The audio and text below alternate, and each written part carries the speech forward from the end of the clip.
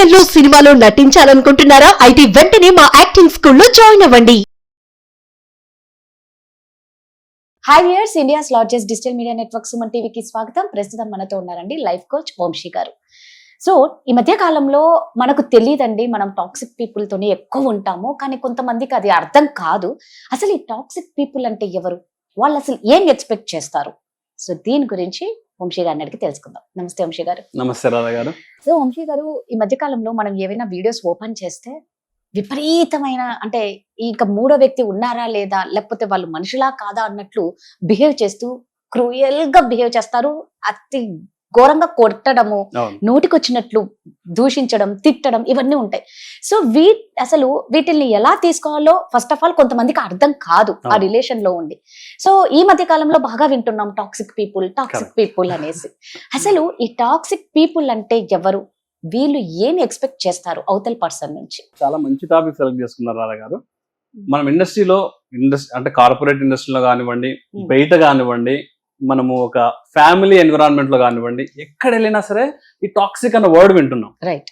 అసలు ఈ toxic environment ఎందుకు క్రియేట్ అవుతుంది, అసలు టాక్సిక్ పీపుల్ మన నుంచి ఏం కోరుకుంటారు అనేది మనం చూద్దాం, క్లియర్ గా అనలైజ్ చేద్దాం. సో టాక్సిక్ పీపుల్ కి పవర్ హంగర్ ఉంటుంది. వాళ్ళకి మనుషులపైన కంట్రోల్ కావాలి, అథారిటీ కావాలి, ఇది ఎక్స్పెక్ట్ చేస్తారు. నేనేమంటానంటే ఇవి అవసరం లేనిది ఎవరికి, ఇవి అందరికీ కావాలి. ఫర్ ఎగ్జాంపుల్, ఒక లీడర్షిప్ పొజిషన్ లో ఉన్న అతను ఎక్స్పెక్ట్ చేస్తాడు, ఎదుగుతున్న ఒక పర్సన్, గ్రోత్ లో ఉన్న ఒక పర్సన్ ఎక్స్పెక్ట్ చేస్తాడు, ఇంట్లో ఉన్న హస్బెండ్ ఎక్స్పెక్ట్ చేస్తాడు, వైఫ్ ఎక్స్పెక్ట్ చేస్తుంది, ఇంట్లో ఉన్న పెద్దవాళ్ళు. మనం బయటికి వెళ్తే మన పైన అజమాయిషి చేయాలని ఇంకోటి ట్రై చేస్తుంటాడు.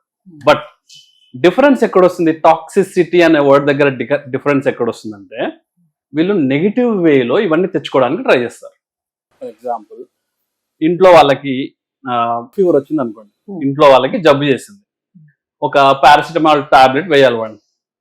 ఈ టాక్సిక్ పర్సన్ అక్కడ ఉంటే వాడు ఏం చేస్తాడంటే, టాబ్లెట్ ఎందుకు, ఇక్కడ ఒక కొంచెం విషం ఇచ్చి తీసుకోమంటాడు. వాడు ఏమంటాడంటే, ఇప్పుడు టాబ్లెట్ విషం రెండు సేమే అని కన్విన్స్ చేస్తాడు అనమాట. అరే విషం తీసుకుంటే చచ్చిపోతారు అంతే, వాడికి చచ్చిపోతారు అని తెలుసు.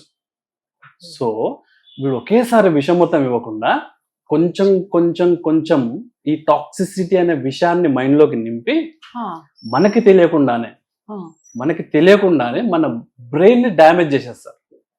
దీంట్లో వీళ్ళు స్పెషలిస్టులు. ఏ రేంజ్ స్పెషలిస్టులు అంటే సర్టిఫికేట్ కూడా లేని పిహెచ్డి హోల్డర్స్ అనుకోవచ్చు. అంత బాగా వీళ్ళు మాయ చేసేస్తారు అన్నమాట. ఇది ప్రాబ్లం, టాక్సిక్ పీపుల్ తో ఇది ప్రాబ్లం, నెగిటివిటీ. సో మీకు ఒక చిన్న స్టోరీ చెప్తా. మనకి అడవిలో ఒక చిన్న ఎలిఫెంట్ ఉంది. ఆ ఎలిఫెంట్ రోజు వాటర్ తాగడానికి ఒక చిన్న పాండ్ దగ్గరికి వెళ్తుంది. దాని డైలీ హాబీ వెళ్ళి అక్కడ బర్డ్స్ తో ఆడుకోవడం, బటర్ఫ్లైస్ తో ఆడుకోవడం, ప్లేఫుల్ ఉంటాయి ఎలిఫెంట్. సో ఆడుకొని ఆ వాటర్ తాగి అట్లా ఇంటికి వచ్చేది. రోజు ఇది జరుగుతుంది. ఒక నక్క చూసింది. నక్క మెయిన్ క్వాలిటీ ఏంటంటే సపరేషన్. ఫస్ట్ ఇది ఏం చేసింది, చూసింది ఒక ప్లాన్ వేసింది. ముందు వీళ్ళని విడదీయాలి, తర్వాత ఏనుగుని ఏమైనా చేసుకోవచ్చు. ఇప్పుడు ఏం చేస్తుంది అంటే, ఫ్రెండ్షిప్ చేయదు, ఏం చేయదు, అవి అలా ఆడుకుంటూ వెళ్తుంటే ఇది ఒక పక్కన చెట్టు పైన కూర్చుంటుంది.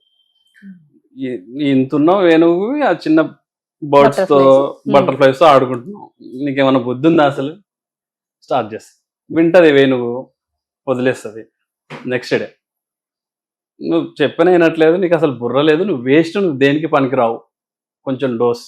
థర్డ్ డే ఇదేం చేస్తుంది, నీకు అర్థం అవ్వట్లేదు, వెళ్తుంటది, దాంతోనే కన్వర్సేషన్ ఏం లేదు, నీకు అర్థం అవ్వట్లేదు, ఆ బర్డ్స్ వచ్చి నీ కళ్ళలో వచ్చడానికి ట్రై చేస్తున్నాయి, నీ తోకను గెలకడానికి ట్రై చేస్తున్నాయి, ఆ బటర్ఫ్లైస్ ఏమో నీ తొండంలోకి వెళ్ళి నేను చంపడానికి ట్రై చేస్తున్నాయి, నీకు అర్థం అవ్వట్లేదు, మరి ఎవరు చెప్తాడు, నేను ఉన్నా కాబట్టి చెప్తున్నా. మాయ చేయడం స్టార్ట్ చేసింది. ఇంకో కొద్ది రోజులు, వారం 10 రోజులకి ఎలిఫెంట్ కు లోపల నుంచి స్టార్ట్ అయిపోయింది, ఇది నా తల చుట్టే తిరుగుతుంది బర్డ్, నా కళ్ళలో పొడిస్తే తొండం తీసుకొని దులుపుకుంటుంది బర్డ్స్ దగ్గరికి వస్తే. బటర్ఫ్లై తొండం లోపలికి వెళ్తే నేను చచ్చిపోతా, అది నిజంగా ముందే తిరుగుతుంది, అది ముందే ఉండాలి కదా ఆడుకోవాలి, ఇది నిజంగానే ముందు తిరుగుతుంది, నన్ను ఏదో రోజు వీళ్ళిద్దరు కలిసి చంపేస్తారు, ఫిక్స్ అయిపోయింది. ఇంకో 2 రోజుల తర్వాత ఇది బయటికి రావడం బంద్ చేసింది. ఏనుగు ఇంట్లోనే ఉంటుంది, ఇంట్లోనే కూర్చుంటుంది, ఒక దగ్గర కూర్చుంటుంది, ఏం పని చేయట్లా, బయటికి రావడానికి ఇంట్రెస్ట్ లేదు, యాక్టివ్గా లేదు, యాక్టివ్నెస్ పోయింది మొత్తం.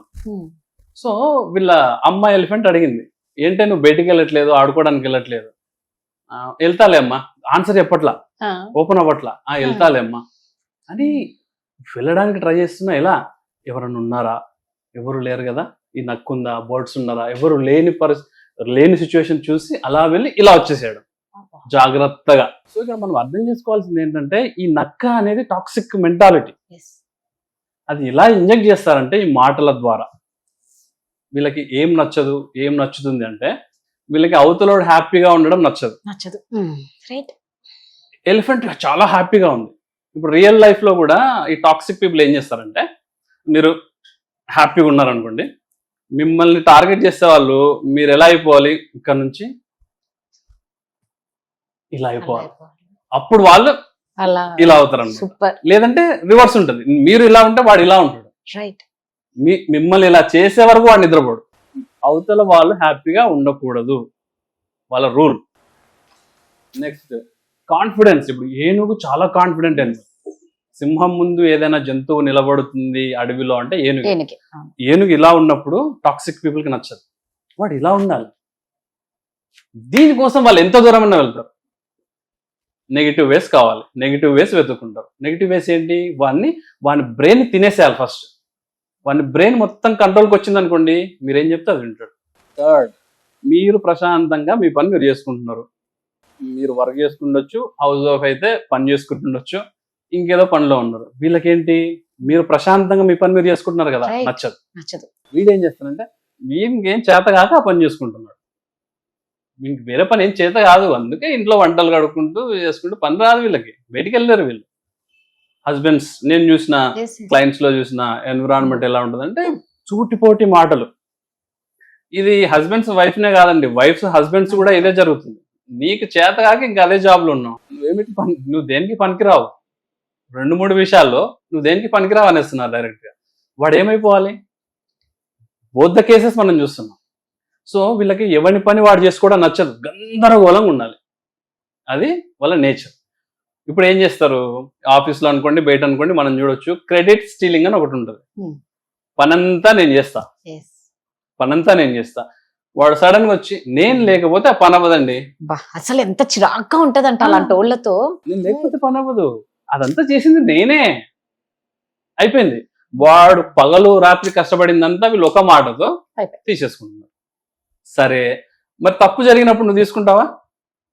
లేదు. తప్పు జరిగితే మాత్రం వాడు బ్లేమ్ షిఫ్టింగ్. తప్పేమో నాది కాదు, వాడు చేశాడు, బ్లేమ్ షిఫ్టింగ్. రైట్ ఏమో వాడు చేయలేదు, నేను చేయించా, క్రెడిట్. ఈ రెండు చాలా బర్నింగ్ అన్నమాట మనకి ఇండస్ట్రీలో.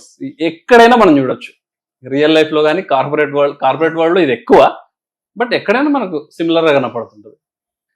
సో వీళ్ళ బిహేవియర్ విషయానికి వస్తే చాలా విచిత్రంగా, ఊసరవిల్లి కంటే ఘోరమైన కలర్స్ మారుస్తారు వీళ్ళు.